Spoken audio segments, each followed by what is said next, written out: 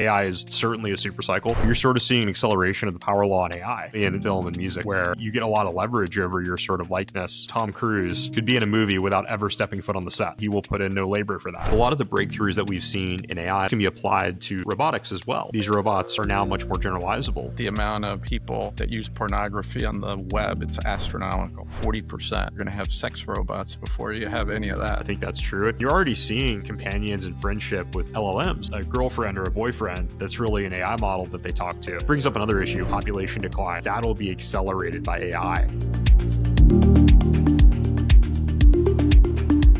So who gets richest, who gets screwed, and who gets replaced in this new AI world? And be honest, who's on the rocket ship and who's stuck holding the bag? It's really funny. If you go back 10 years into Silicon Valley, the primary view was like AI was going to displace blue collar labor, truckers and trash people. The inverse has happened. The white collar labor, the software engineers who are pontificating about this are the ones being replaced. If you try to sort of imagine the future, 10 years out, there are going to be probably 3 primary beneficiaries of this super cycle, and then a few people that end up on the wrong side. And how do you define super cycle? Like a major technological revolution, right? So like the ones you were talking about before. The Industrial Revolution, the internet. You could argue mobile and cloud were super cycles. AI is certainly a super cycle. And like I said, probably bigger opportunity set than the internet. But the 3 winners, I think, number 1 are going to be technology companies. Technology companies have just eaten more and more of the economy, and AI is going to accelerate that. You look at the most valuable companies in the world, Microsoft is flirting with 4 trillion, NVIDIA as well. And so the technology companies are dominating the conversation and dominating the economy. And I think that's going to accelerate. If you own part of those technology companies, you will probably be a net beneficiary. Number 2 are entrepreneurs. And so we've talked about kind of like coding as an example. It brings the skill barrier down. It makes it easier for people to create software, to create products, to find distribution channels. And if you're creative and you're ambitious and you're able to lean into that, it's going to be very easy for you. Not very easy. It's going to be easier for you to go from idea to $1, $2, $3, $4, $5 million revenue business. Yeah, if I don't need 500 software engineers in India or something, I can do it with Replit, and I'm a creative guy and I'm creating value, then yeah. Exactly. And then 3rd are going to be like asset owners. I think if you own a legacy business, let's say that you own a business that sells blinds for people's houses, and you have a customer service department and a sales department. If you're innovative and you can really lean into AI, your business is going to get a lot more efficient as a result of AI, right? You'll be able to do far more with far fewer humans. And just talking to you, I've had a couple of calls this week with Michael Cole and some AI companies and this and that. We believe wealth is more than money. It's financial, intellectual, social, human, emotional, and spiritual fishes. And when you come in as a new member, we want to say, hey, where are you today? What do you want to work on this year? And as you go to meetings and it changes, we want to keep that updated. And at the end of the year, said, hey, this is what you said. This is what you accomplished. What do you want to do next year? I'm sure I could go to Replit. And Replit's like, dude, give me something harder. Like, yeah, I can do that in 20 seconds. I can just do it myself. 100%. Yeah. And it's, I think people with agency are going to do very well. There is the inverse of this, which is like who's going to be the wrong side of the cycle. I think, if you're a mid-level knowledge worker whose skills can be automated and you're, unwilling or unable to adapt, it's going to be tough. I mean, you already see this, like a lot of despite Meta paying AI engineers or AI researchers $100 million to come join, a lot of tech companies have largely paused hiring new software engineers, new grads, because they don't need them, right? They're giving their existing software engineers AI tools and they're becoming 20 to 30% more efficient, and you just need fewer people. And so I think we're already starting to see this play out where, if you're just a mid-level knowledge worker and you're not able to adapt, I think you have some headwinds to deal with. But even creatives, so a buddy of mine put in a chat like, hey, go to this AI thing. I just made this song in less than 1 minute. And you hit a button and you hear this song and it's like unbelievable. You're talking about songs, movies, books, television shows being created by a smart person who knows who to how to work with AI. We live in LA, and my fiance works with a lot of writers and producers, who work on shows and movies, and they're all terrified about this. They're like, my job is going to be completely automated in 5 years, and this is real. And But I even think artists, I mean, when you have like any author who has 40 books, they've all been eaten by AI with no one's permission. There's all kinds of lawsuits. Singers, like every song that you've ever written and ever sung is there. So some creative person could say, hey, I want you to do a song like a combination of this, that, boom. it's interesting. It's like you sort of. I'm sure you're familiar with the power law and kind of power Yeah, law yeah, yeah. dynamics, where a small number of people or companies capture the majority of value or fame. And if you go back in history, one of the first examples of kind of the power law in humans was vinyl record. Because pre vinyl record, one person practically could only entertain a small number of people, right? And so you had a lot of localized artists. When the vinyl record came to the surface, you could record somebody and you could distribute that recording across the world. And so you ended up with sort of these early superstars, right? These early artists that people had never met in person, but they knew and they loved and they listened to. And I think you're sort of seeing an acceleration of the power law in AI. A small number of people have way more leverage. And I've talked to people when it comes to movies, for example, and we're very rapidly approaching a point where an actor, Tom Cruise, could be in a movie without ever stepping foot on the set, right? It's like a generative version of Tom Cruise, and Tom Cruise will get paid for that, for his likeness, but he will put in no labor for that. And so you get a lot of leverage over your sort of likeness and image. And I think you're going to see that power law dynamic continue to play out, not only in investing, but also, in all these categories like film and music. Changing subject from AI, it's still kind of AI, but you're literally investing in companies that are building robots that can walk, live, think, and probably even kill. So, how real is this humanoid robot future? Like, is this a warehouse helper? Or are we talking about sci fi stuff that really will freak people out? The reality is people are always going to be scared of, at least for some period of time, be scared of robots. It's like we've been conditioned that robots are bad and humanoid robots are going to take over and kill all of us. And so I think there is going to be like, some fear and aversion, for some period of time. The thing that's difficult to predict with humanoid robots is the time series. I think it's absolutely inevitable that like humanoid robots are going to start to displace physical labor in warehouses, on construction sites, just doing basic stuff, right? Moving materials from point A to point B. And the time series for that adoption curve is like somewhat unclear at this point. I think Tesla with Optimus is the leader in this Right. category. And I say that for three reasons. Number one is just like the sheer engineering horsepower inside of Tesla.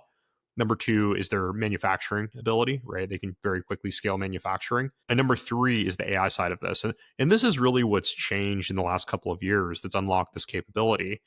If you look at robotics historically, they were basically rules based. And so if you wanted a robot to, walk 3 feet, pick up a container, and then walk, turn left and walk 7 feet, you had to program every single step. And I remember when I was a kid, I did like, this Lego robotics competition where you would, program these robots and go to these competitions.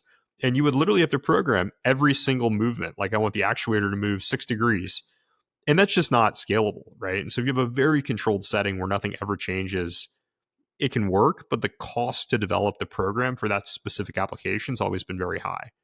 What's changed recently is a lot of the breakthroughs that we've seen in AI that have led to ChatGPT and these other tools, things like transformers and scaling laws and reinforcement learning from human feedback, all those can be applied to robotics as well. And so these robots are now much more generalizable.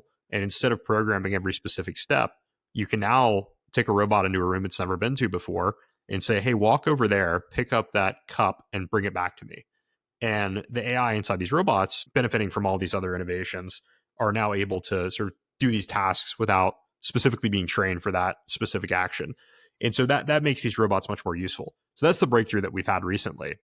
And Elon said that, I heard him say that, in 3 years, robots are going to be doing surgery. Yeah, I think Elon's always been like optimistic on timeline, and that's one of the things that makes him a great founder. He sets these expectations publicly, and then he Wants goes to to his team and says, warp reality. Like, yeah, and then he goes to take a his team and job. says, like, why can't we do this? And yeah, I've heard so many great war stories of like, the team will say, yeah, we can do this thing. It's going to take us 6 months. And Elon will come back and be like, well, why can't we do it in 3 days?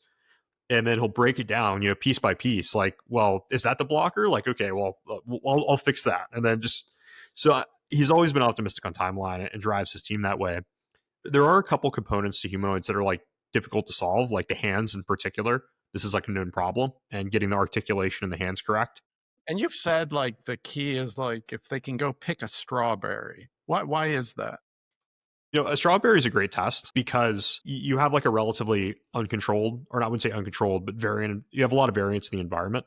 Where if you have a bush with strawberries, like they're at different levels, you have different sort of color distortion depending on where it is in the leaves, and so finding the strawberry in the bush is one challenge. The second challenge is you have to apply just enough force to grab the strawberry and pull it off without squeezing the strawberry and breaking it. And so it's a really good test for sort of the dexterity of the robot and its ability to sort of apply the correct force without applying too much force. So those are really tricky problems. But Elon has said that they have Optimus walking around in the Tesla factories, and they're going to start using them, to automate various tasks in the factories like within this year. And so I think it is happening. And I think it's one of those things that's going to be slow and then quick, where these robots are sort of like, people look at them as like a bit of a joke. If you're in a factory and there's a robot walking around, probably does the task a little bit more slowly and maybe a little bit more clumsily than the human does. But they're going to get better at a very rapid rate, just as we've seen in these AI models. If you go back to the early versions of OpenAI's models, like, GPT-3, it was kind of a joke. It was like, you could ask it to write poems and it would make a Remember, yeah. mistake. And you would ask it to, solve a math problem and it would say 2 + 2 = 37. And people were like, it's kind of cute, but it's not real. And then you fast forward 2 years and now we have Grok 4 and OpenAI O3, which are like solving, math Olympiad problems and as good as PhDs at solving problems in various domains. And so that rate of advancement was just extraordinary, and I think caught a lot of people off guard. And I think the same thing will be true with robots. So my wife wants to know like when she can buy a robot that will make breakfast, and I want to know when I can get a robot to give me a haircut. Like, are we like 5 years away, 3 years away, 2 years away? What do you think? Yeah, my view is like the early adopters for robots are going to be, companies and industrial settings, so factories, warehouses. A great use case for this is like, mining, where you have rural sites, very dangerous conditions. It's hard to attract labor. Your insurance costs are very high. Like that's where robots are solving the biggest problem. And I think when you look at any new technology, you can't just look at the technology. You have to look at the problem that the technology can solve. And often you have the most market pull from sort of the customers or the users who have the biggest burning problem. And I think that's where the big burning problem is now. Like having a robot that can do my laundry is nice to have, but it's not like Right. it's not the biggest problem in the world. So I think we'll see pull there to those early adopters, and then it's some time in the future you'll have a robot in your house that can do your laundry. Well, I think if you look at the amount of people that use pornography on the web, it's astronomical. It's like 40%. I would say you're going to have sex robots before you have any of that. Guaranteed, particularly in some of these Asian countries where there's not enough women for the men. I mean, this is sort of the early adopters of technology. You look at the internet; it was gambling and porn and other illicit things, and I think that's true. It brings up another issue, which is like the sort of population decline, especially in countries like Japan. Yeah. I think that'll be accelerated by AI, and you're already seeing people develop companions and friendship with LLMs. Like somebody will have a girlfriend or a boyfriend that's really an AI model that they talk to. I've heard things that like people would spend like most of their day in this fake world. I have a friend who runs a company that I won't name because I don't know if he's told the story publicly, but they have a tool where you can create a persona with an AI model. So you can explain, hey, for example, you'd say, hey, here's all this literature about George Washington. I want to have a conversation with this model as if it were George Washington.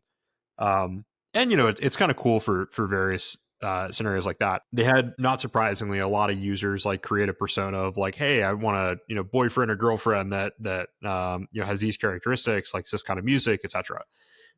They had one user who was using this, I think, like 17 hours a day, like nonstop, chatting with this Holy model, cow.